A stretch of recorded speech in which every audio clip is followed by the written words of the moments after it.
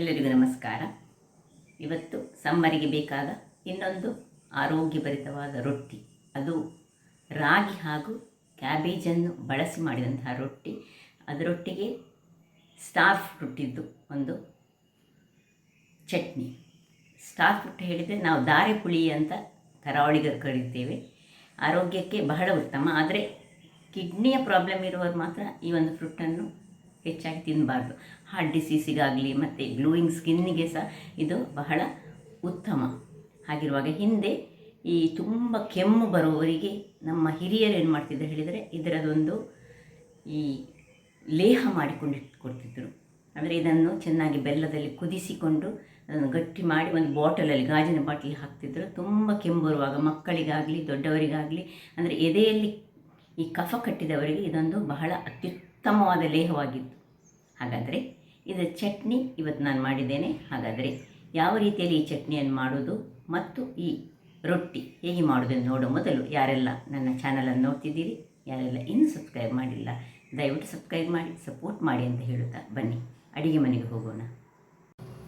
ನಮಸ್ತೆ ಮಿತ್ರರೇ, ಇವತ್ತು ರಾಗಿ ಹಿಟ್ಟು ಹಾಗೂ ಕ್ಯಾಬೇಜನ್ನು ಬಳಸಿ ರೊಟ್ಟಿ ಮಾಡೋಣ. ಬಹಳ ರುಚಿಕರವಾಗಿ ಬರ್ತದೆ ಮತ್ತು ಆರೋಗ್ಯಕ್ಕೆ ಬಹಳ ಒಳ್ಳೆಯದು. ಅದಕ್ಕೆ ಒಂದು 2 ಚಮಚದಷ್ಟು ಈ ಕಡಲೆ ಹುಡಿ ಅಥವಾ ಅಕ್ಕಿ ಹುಡಿ, ಯಾವುದಾದ್ರು ಸ್ವಲ್ಪ ಬೈಂಡಿಂಗ್ಗೆ ಸೇರಿಸಬೇಕಾಗ್ತದೆ. ಇನ್ನು ಸ್ವಲ್ಪ ಕೊತ್ತಂಬರಿ ಸೊಪ್ಪು, ನೀರುಳ್ಳಿ, ಕೊಚ್ಚಿಟ್ಟುಕೊಂಡ ನೀರುಳ್ಳಿ ಬೇಕು ನಮಗೆ, ಸ್ವಲ್ಪ ಕೊಚ್ಚಿಟ್ಟುಕೊಂಡ ಶುಂಠಿ, ಸ್ವಲ್ಪ ಕಾಯಿಮೆಣಸು ನಿಮ್ಮ ಖಾರಕ್ಕೆ ತಕ್ಕ, ಸ್ವಲ್ಪ ತೆಂಗಿನ ತುರಿ, ಒಂದು 2 ಚಮಚದಷ್ಟು. ಈಗ ಮೊದಲಿಗೆ ನಾವೇನು ಮಾಡೋ ಹೇಳಿದರೆ, ಒಂದು ಬೌಲಿಗೆ ಈ ಕಟ್ ಮಾಡಿದಂತಹ ಕ್ಯಾಬೇಜ್ ನೋಡಿ, ಈ ರೀತಿಯಲ್ಲಿ ಕ್ಯಾಬೇಜನ್ನು ಕಟ್ ಮಾಡಿ ಇಟ್ಕೊಂಡಿದ್ದೇನೆ. ಇದನ್ನು ಹಾಕ್ಕೊಡ್ತಿದ್ದೇನೆ. ಇದಕ್ಕೆ ಸ್ವಲ್ಪ ಉಪ್ಪನ್ನು ಹಾಕೊಳ್ಳೋಣ. ರುಚಿಗೆ ತಕ್ಕಷ್ಟು ನೋಡಿಕೊಂಡು ಉಪ್ಪು ಹಾಕಿದರೆ ಆಯಿತು. ಇನ್ನು ಇದನ್ನು ಉಪ್ಪನ್ನು ಸ್ವಲ್ಪ ಮಿಕ್ಸ್ ಮಾಡಿಕೊಂಡು ಇದಕ್ಕೆ ಕೊತ್ತಂಬರಿ ಸೊಪ್ಪು, ನೀರುಳ್ಳಿ,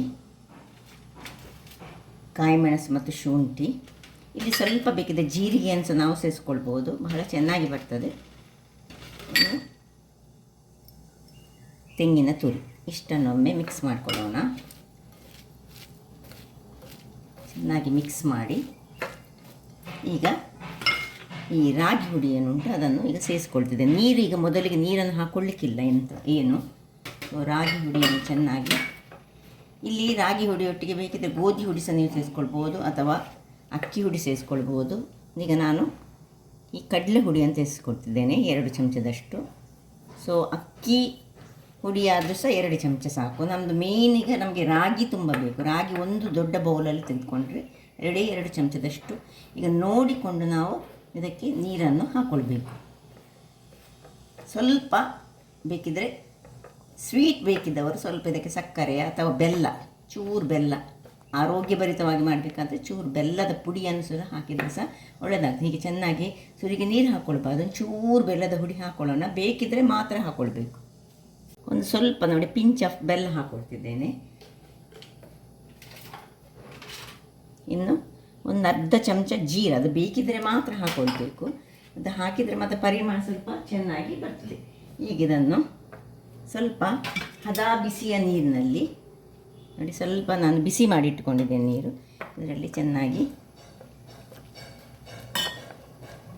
ಸ್ವಲ್ಪವೇ ನೀರನ್ನು ಹಾಕ್ಕೊಂಡು ನಾವು ಚೆನ್ನಾಗಿ ರೊಟ್ಟಿಯ ಹದಕ್ಕೆ ಇದನ್ನು ಮಿಕ್ಸ್ ಮಾಡಿಕೊಳ್ಳೋಣ.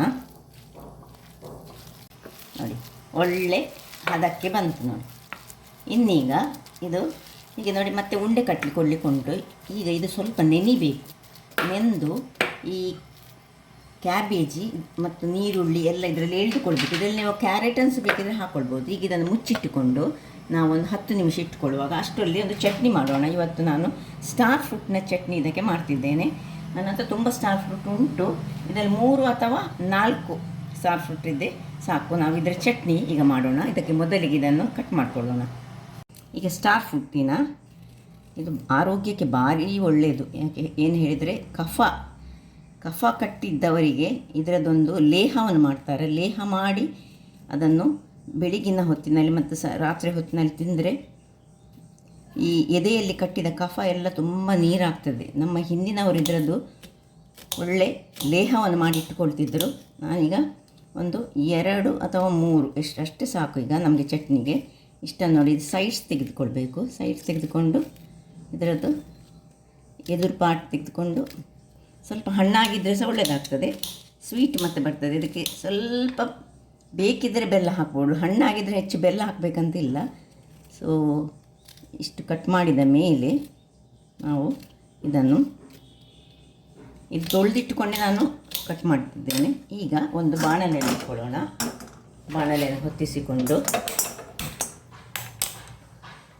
ಇದಕ್ಕೆ ಸ್ವಲ್ಪ ನೀರನ್ನು ಹಾಕೊಳ್ಳೋಣ ಬಾಣಲೆಗೆ. ಮತ್ತು ಇದನ್ನು ಇದರಲ್ಲಿ ಹಾಕ್ಕೊಂಡು ಇನ್ನು ಉಪ್ಪು, ರುಚಿಗೆ ತಕ್ಕಷ್ಟು ಉಪ್ಪನ್ನು ಹಾಕ್ಕೊಳ್ತಿದ್ದೇನೆ. ಹಾಕ್ಕೊಂಡು ಇದನ್ನು ಸ್ವಲ್ಪ ಬೇಯಿಸ್ಕೊಳ್ಳುವಾಗ ಇದಕ್ಕೆ ಸ್ವಲ್ಪ ಉಪ್ಪು ಪ್ಲಸ್ ಬೆಲ್ಲ,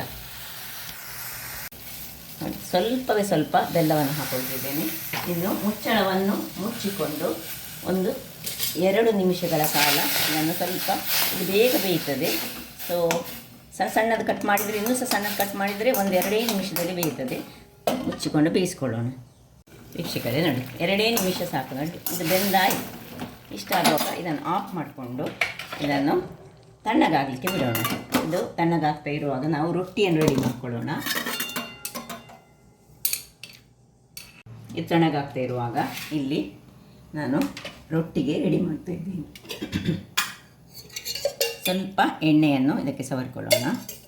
ಒಂದು ಬಾಳೆ ಎಲೆ ಇದ್ದರೆ ಒಳ್ಳೆಯದಾಗ್ತದೆ, ಇಲ್ಲದಿದ್ದರೆ ಸಾಕ್ತದೆ. ಇಲ್ಲಿ ಕಾವಲಿಯನ್ನು ಸಹ ರೆಡಿ ಮಾಡಿಟ್ಕೊಳ್ಳೋಣ. ಈಗ ಮೊದಲಿಗೆ ಒಂದು ಉಂಡೆಯಷ್ಟು ತೆಗೆದುಕೊಳ್ಳೋಣ. ಉಂಡೆಯನ್ನು ಡೈರೆಕ್ಟಾಗಿ ಸಹ ತಟ್ಟಿಕೊಳ್ಬೋದು ಎಣ್ಣೆ ಹಾಕ್ಕೊಂಡು, ಅಥವಾ ಈ ರೀತಿಯಲ್ಲಿ ಮಾಡಿದರೆ ಸಹ ಬಹಳ ಚೆನ್ನಾಗಿ ಬರ್ತದೆ. ಏನು ರೌಂಡ್ ಏನು ಬೇಕಂತ ಸಹ ಇಲ್ಲ. ಯಾಕೆ ಹೇಳಿದರೆ ಇದರಲ್ಲಿ ನಾವು ಕ್ಯಾಬೇಜನ್ನು ಹಾಕಿದ್ರಿಂದಾಗಿ ಅದು ಅಷ್ಟೊಂದು ರೌಂಡಲ್ಲಿ ಬರೋದಿಲ್ಲ. ಆನಿಯನ್, ಕ್ಯಾಬೇಜ್, ಕಾಯಿ ಮೆಣಸು, ಕೊತ್ತಂಬರಿ ಸೊಪ್ಪು ಎಷ್ಟು ತೆಳುವಾಗ್ತದೆ ನೋಡಿ, ಮಾತ್ರ ಅಷ್ಟು ತೆಳುವಾಗಿ ನೀವು ತಟ್ಟಿಕೊಳ್ಬೇಕಾಗ್ತದೆ. ಈಗ ಇದು ಬಿಸಿ ಸಾಗಿದೆ ಇಲ್ಲಿ ಮೇಲೆ. ಈಗ ಇದಕ್ಕೆ ಸ್ವಲ್ಪ ತುಪ್ಪ ಅಥವಾ ಎಣ್ಣೆಯನ್ನು ಹಾಕೊಳ್ಳೋಣ. ಹಾಕ್ಕೊಂಡು ಕಬ್ಬಿಣದ ಕಾವಲಿ ಆದರೆ ತುಂಬ ಚೆನ್ನಾಗಿ ಬರ್ತದೆ. ಈಗ ಇದನ್ನು ತೆಗೆದುಕೊಂಡು ಈಗ ಹಾಕಿ ಕೂಡಲೇ ತೆಗಿಲಿಕ್ಕೆ ಹೋಗಬೇಡಿ, 1 ನಿಮಿಷ ಇಟ್ಟುಕೊಳ್ಳೋಣ. ವೀಕ್ಷಕರೇ, ನಿಮಗೆ ಇದು ದಪ್ಪ ಅಂತ ಕಂಡ್ರೆ ಸ್ವಲ್ಪ ಹೀಗೆ ಇದನ್ನು ಅಲ್ಲಿಗೆ ಒತ್ತಿಕೊಂಡು ಬಿಡಿ. ಮತ್ತು ನಿಧಾನಕ್ಕೆ ಈ ರೀತಿ ತೆಗೆದುಕೊಂಡ್ರೆ ಆಯಿತು. ಇನ್ನು ಮುಚ್ಚಳವನ್ನು ಮುಚ್ಚಿಕೊಂಡು ಬೇಯಿಸ್ಕೊಳ್ಳೋಣ. ವೀಕ್ಷಕರೇ ನೋಡಿ, 5 ನಿಮಿಷಗಳ ಬಳಿಕ ತೆಗೆದುಕೊಳ್ಳೋಣ. ಏನು ಘಮ ಘಮ ಪರಿಮಳ ಬರ್ತದೆ ಹೇಳಿದರೆ, ಅದು ಕ್ಯಾಬೇಜ್ ಹಾಕಿದರೆ ಹಾಗೆ. ಸ್ವಲ್ಪ ಎಣ್ಣೆಯನ್ನು ಹಾಕ್ಕೊಂಡು ಈಗ ಇದನ್ನು, ಇಷ್ಟು ಎಣ್ಣೆ ಬೇಗಿಡದ್ರೆ ಅಗತ್ಯ ಇಲ್ಲ, ಬೇಕಿದ್ದಷ್ಟು ಮಾತ್ರ ಎಣ್ಣೆ ಹಾಕ್ಕೊಳ್ಳಿ. ಎಣ್ಣೆ ಹಾಕದೇ ಮಾಡ್ಬೋದು ನೋಡಿ, ಏನು ಕಲರ್ಫುಲ್ ಆಗಿ ಬಂತು ನೋಡಿ, ತುಂಬ ಚೆನ್ನಾಗಿ ಬರ್ತದೆ.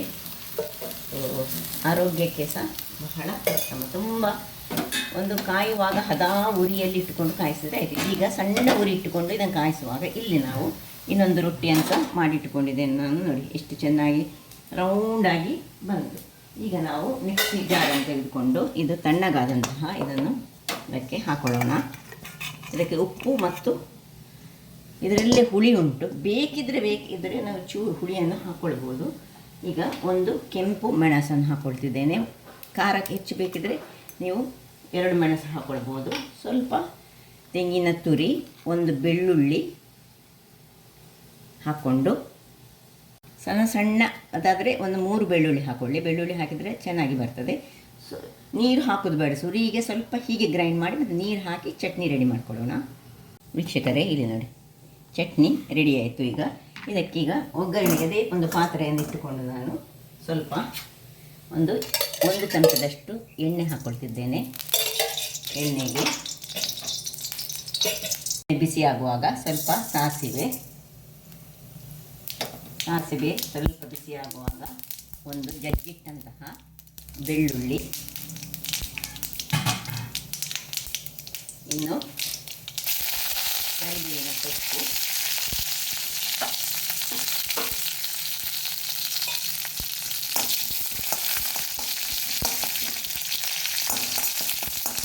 ಇನ್ನು ಕೊನೆಗೆ ಹಿಂಗು ಒಂದು ಮಸ್ತ್ ಇಲ್ಲಿ ಹಿಂಗಿನ ಒಗ್ಗರಣೆಯನ್ನು ಹಾಕ್ಕೊಂಡು, ಆ್ಯಕ್ಚುಲಿ ಬೆಳ್ಳುಳ್ಳಿ ಮತ್ತು ಹಿಂಗು ಒಟ್ಟಿಗೆ ಹಾಕಲಿಕ್ಕೆ ಇಲ್ಲ ಹೇಳ್ತಾರೆ ಆಯುರ್ವೇದದ ಪ್ರಕಾರ. ಈಗ ಇದನ್ನು ಈ ಒಂದು ಚಟ್ನಿಯನ್ನು ಇದಕ್ಕೆ ಟ್ರಾನ್ಸ್ಫರ್ ಮಾಡಿಕೊಳ್ಳೋಣ.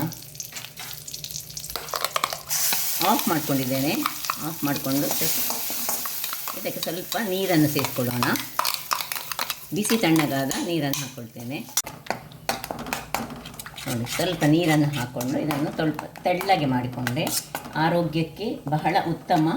ಈವನ್ನು ಇದು ಈ ಸ್ಕಿನ್ನಿನ ಆರೋಗ್ಯಕ್ಕೆ ಸಹ ಭಾರಿ ಒಳ್ಳೆಯದಂತೆ ಈ ಸ್ಟಾರ್ ಫ್ರೂಟು. ಹಾಗಾಗಿ ಈ ಸೀಸನಲ್ಲಿ ಸಿಕ್ಕುವ ಟೈಮ್ನಲ್ಲಿ ನಾವು ಇದನ್ನೆಲ್ಲ ಇಂತಹ ಚಟ್ನಿಗಳನ್ನು ಅಥವಾ ಇದರ ಉಪ್ಪಿನಕಾಯ ಅಥವಾ ನೀರಿನಲ್ಲಿ ಹಾಕಿಟ್ಟಂತಹ ಇದಕ್ಕೆ ದಾರೆ ಹುಳಿ ಸಹ ಹೇಳ್ತೇವೆ ನಾವು. ಇಲ್ಲಿ ನೋಡಿ ರೊಟ್ಟಿ ಸಹ ರೆಡಿಯಾಗಿದೆ, ಚೆನ್ನಾಗಿ ಬಂದಿದೆ ನೋಡಿ.